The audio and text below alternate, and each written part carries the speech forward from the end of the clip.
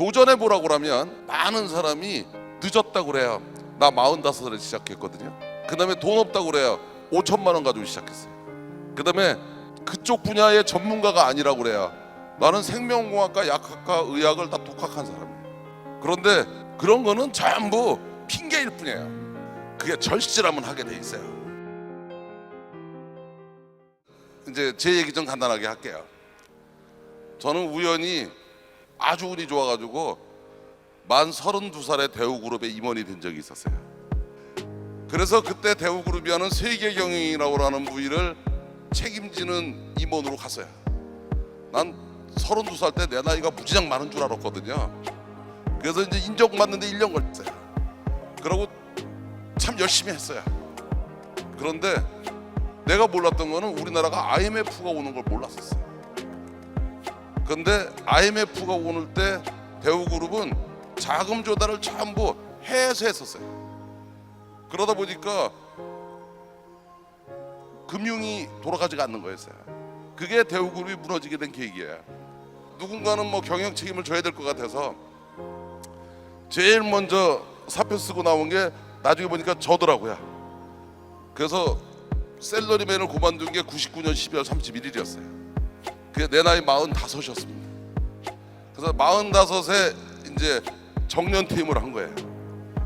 그래서 이제 취직을 하려고 했더니 그 당시에 워낙 분위기가 안 좋아서 취직이 안 되더라고요. 그래가지고 사업을 하겠다 그랬더니 내가 당신은 그런 결정을 할 줄 알았다는 거예요. 그랬더니 이제 제 밑에 있던 부하들이 그 6명이 따라 나옵니다.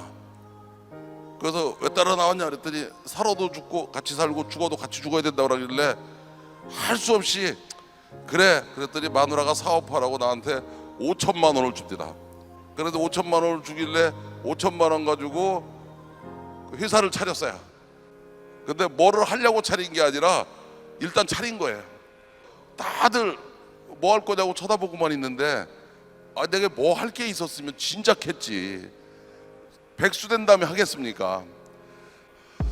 그래서 안 되겠길래 도망을 가기로 생각하고 미국으로 가겠다 그랬더니 다들 현명한 선택이래.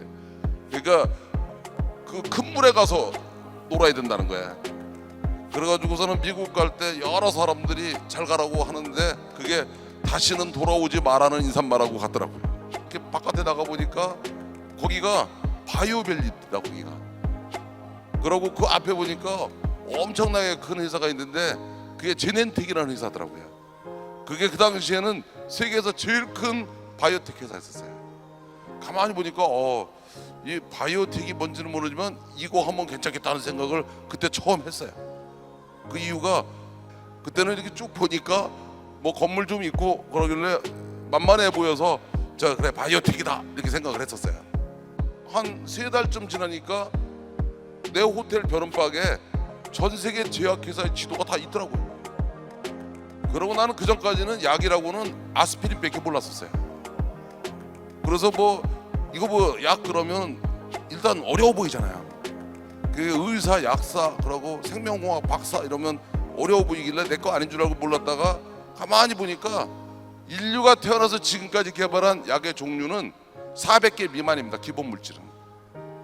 그러면 이 약의 원리가 뭔지, 임상해 보니까 부작용이 뭔지, 효능이 뭔지를 한 물질 가지고 반나절 이상 할 게 없어요.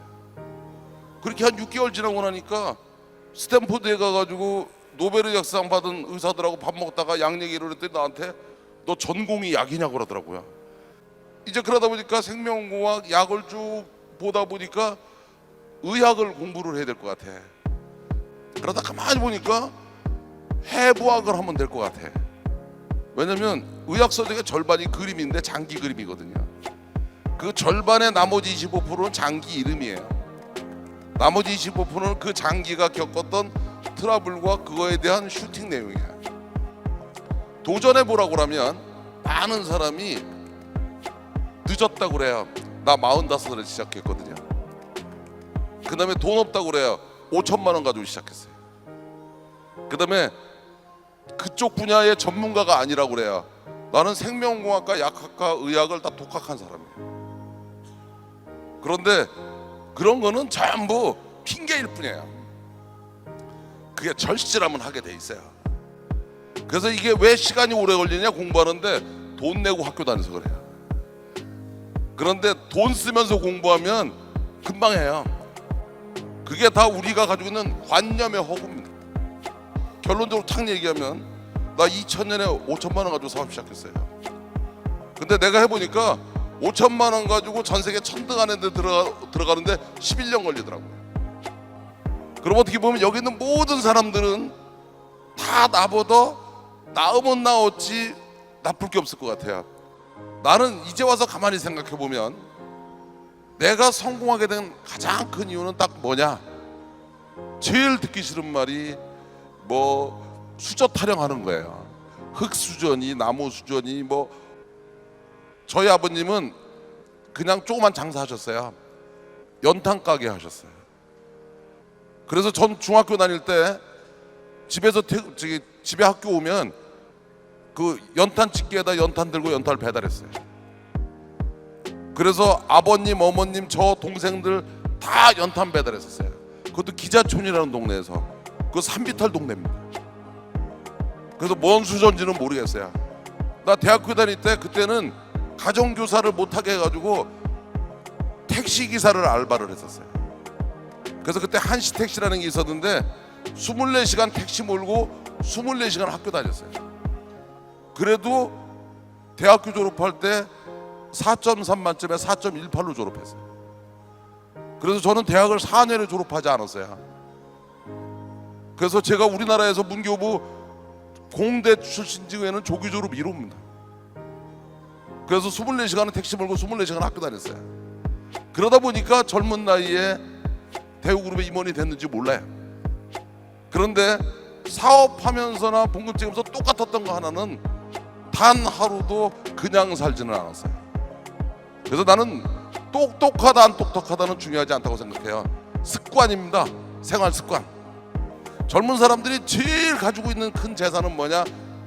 젊은 시절에 있는 하루의 시간입니다. 그 시간을 어떻게 쓰느냐가 본인의 미래를 결정하는 거예요. 내 경험은 잘난 척하고 하려고 한 게 아니라 여러분도 할 수 있다는 얘기 해주려고 한 거예요. 마음만 먹으면 여러분은 할 수 있다는 얘기입니다. 다 평범했던 사람들인 거예요. 그런데 지금 와서 대단한 사람이 돼 있는 겁니다. 그 얘기는 여러분도 할 수 있다는 얘기예요. 왜냐면 나도 했으니까. 나 그렇게 대단한 사람 아니었으니까. 야, 뭐 이렇게 해서 성공한 놈도 봤고 저렇게 해서 성공한 애도 봤고 성공한 애를 본 걸로 끝내지 마시고 다 보니까 다 그냥 그렇고 그런 애네. 그러면 나도 할 수 있어 그렇게 생각하면 돼요. 여러분이 주인공일 수 있습니다.